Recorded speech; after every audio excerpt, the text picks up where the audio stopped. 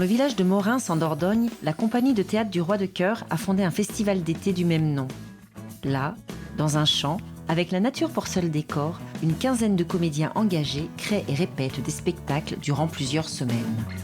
Si tu avais eu un peu d'ambition dans la vie, tu aurais pu être un roi chef, un journaliste chef, un comédien chef, un maréchal chef. Quand elle te dit t'aurais pu être un comédien chef, un maréchal chef dans le trou de ceci et là, ça peut être intéressant que déjà à ce moment-là, tu te dises attends ma cocotte, tu vas voir ce que je vais te sortir. Tu vois ce que je veux dire? L'idée était de revenir un peu à l'essence même du théâtre, de poser un plateau, de réunir qui voudrait bien venir écouter une histoire et puis de jouer. Le faire ici, ça permet de reconnecter beaucoup de gens à des choses qui sont très simples et de partager facilement, de se rencontrer plus simplement et aussi de se reconnecter à la nature et puis au travail difficile. Enfin, quelque chose de... On est là pour travailler. Monsieur, je vous apporte une nouvelle qui est fâcheuse pour votre amour. Comment? Vos Égyptiens sont sur le point de vous enlever Zerbinette. Et elle-même, les larmes aux yeux, m'a chargé de venir promptement vous dire que si, dans 2 heures, vous ne songez à leur porter l'argent qu'ils vous ont demandé pour elle, vous l'allez perdre pour jamais. Mon pauvre Scapin. J'implore ton secours. Le travail que j'essaie de faire avec eux, c'est de retrouver vraiment 2 personnages qui se parlent, une sincérité dans le dialogue et puis une sincérité dans la dramaturgie de ce qui se passe. On a donc 2 semaines de répétition, il y en a malheureusement une qui est déjà passée, mais on est en retard, on est toujours en retard. Quand on a 2 semaines de travail, on est toujours en retard.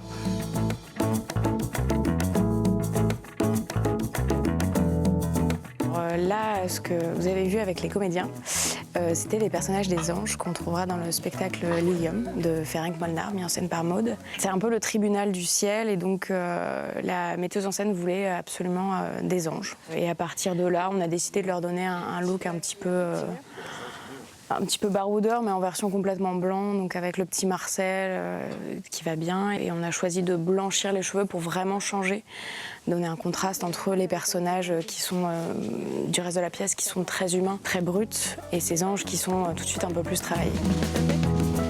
Merci.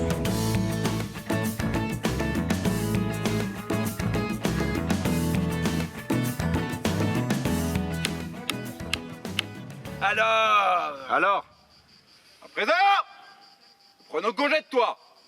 Nous te reverrons dans 16 ans. Et c'est bien quand la musique démarre, dites-vous que c'est le moment où vous serez derrière la botte de paille et vous commencerez à monter pour aller vous mettre en boule et après vous bougez plus. Police! Vous nous entendez? Il faut se lever! Allez! Les gens croient qu'en mourant, tout est arrangé. Se poignarder! Arrêtez son cœur!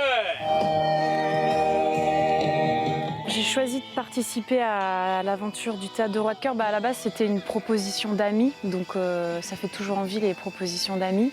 Je trouvais que le projet était très beau, le fait de s'implanter dans une région, de faire du théâtre de très tôt, de monter à la fois des pièces contemporaines, des pièces plus anciennes. Le fait de vivre en troupe pendant un mois, de vivre vraiment ensemble, je trouvais ça hyper chouette. On a été élevés, entre guillemets, éduqués théâtralement, où il n'y a pas de « je suis comédien, je suis costumier, je suis metteur en scène ». C'est que tout, on est des faiseurs de rêves, on est des faiseurs de théâtre.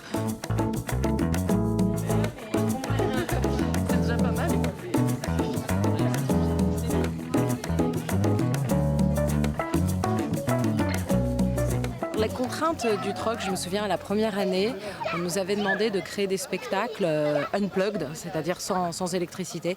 Aujourd'hui, on a le droit à l'électricité, mais j'ai quand même cherché à retrouver cette contrainte qui, moi, me plaît beaucoup, parce que c'est comme retrouver la poétique de l'enfance, où avec un bout de bois, on peut en faire tout. Un bout de bois, ça devient une épée, ça devient un micro, ça devient une baguette magique.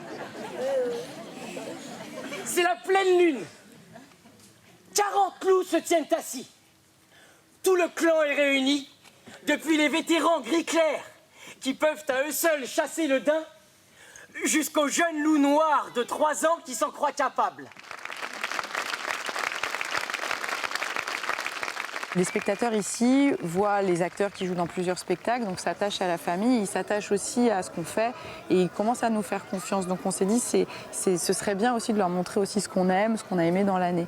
Nous on est fiers d'avoir un endroit pour mettre en avant le travail de certains artistes, mais en plus de ça, c'est pour les spectateurs aussi offrir autre chose que nous toujours.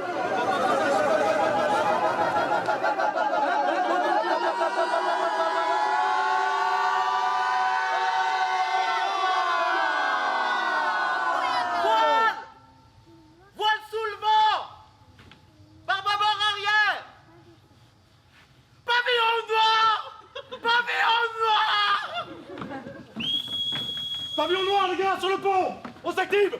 Allez, dépêchez-vous, les gars! Ils gagnent sur nous! Oh là, prends le bas de combat! Prends le bas de combat! Prends le bas de combat! Toute voile dehors! Toute voile dehors! La barre ouest, nord-ouest! La barre ouest, nord-ouest! Au pont, les gars! Au pompe! Allez, chez moi cette barcasse!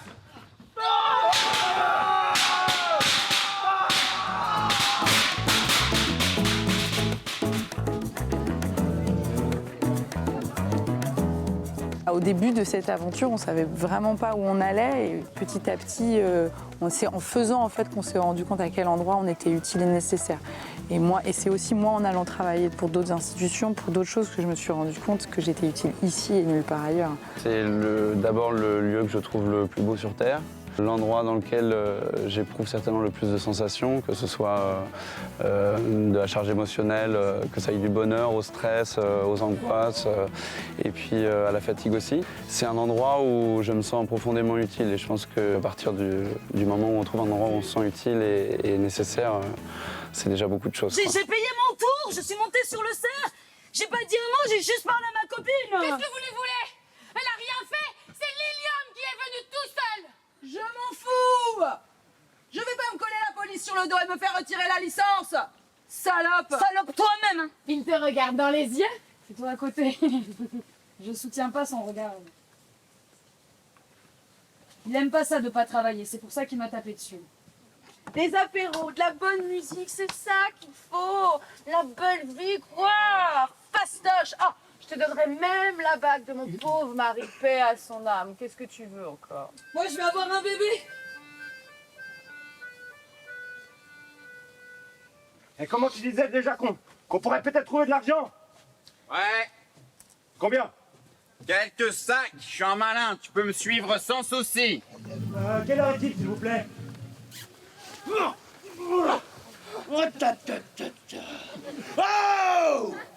Toi, tu clignes un œil et t'as 2 balles dans la peau!